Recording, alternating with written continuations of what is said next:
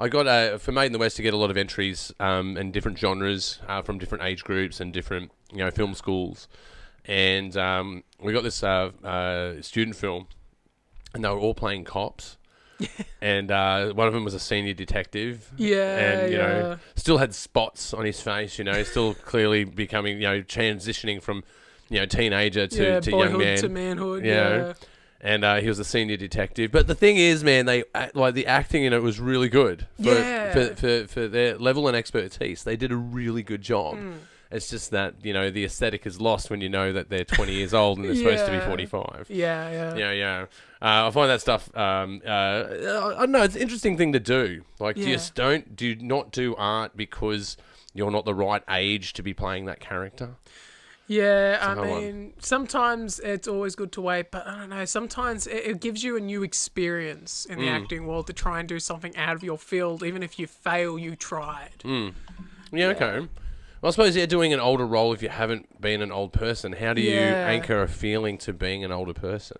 Yeah, in my opinion, research. Just do as much research as you can, talk to people, and you can be able to find yourself somewhere in that role. Yeah, well, again, though, it comes down to voice, right? Being an artist of any kind, whether you're painting or singing, you got to find voice and find appeal. And I think, doing acting roles recently in my life has been really eye-opening. I found there's a bit of because I've directed more things that I've acted in, right? Yeah. And directing, I realised, is a bit of an act. It is, yeah.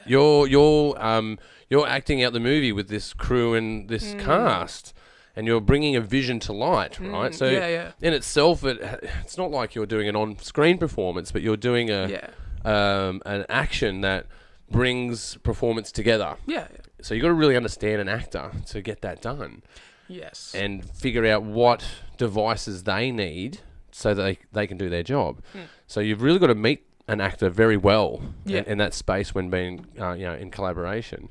But being on the other side of the camera, I realised, wow, they're very much alike, acting and directing. There really are similarities, yeah. Yeah, just for my experience it was. Maybe I'm not formally educated in acting, so I don't know. Oh, neither was I. I sort of did some self-taught stuff. I did drama in school. I always come up with weird ideas and stuff, but it always made, people laugh. People would work with me and that because I'd come up with these ideas. I remember the first time I tried to cry painfully, it sounded like I was having an orgasm. It was so bad, but it was funny. It was just things you learn along the way, Yeah, totally. Yeah. Well, learning along the way is a big deal. You can only learn so much in school. Yeah. Or being formally educated in something. But art is something, again, it comes down to voice. You've got to find your voice as an actor. Yeah. And find your range. That's what you get out of a voice, right? You get a range. Yeah. I tend to play a lot of stoners or mafia bosses and stuff like that. Oh, yeah? Yeah, I'm a henchman. I'm always a henchman, man, or a bad guy. I love playing the bad guy, though. Bad guys are fun. I haven't played really any heroes, but I've always, I've always been cast as a bad guy when I was, super big, because I used to be, 200 kilos. They would always cast me as, the big, bad mafia boss. Oh, yeah? Yeah. Yeah, the fat Tony guy. Yeah.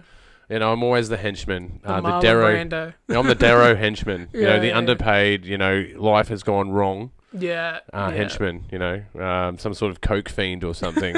That's a desperado. That's scrounging around in little petty crime to survive. Yeah. It's usually my role.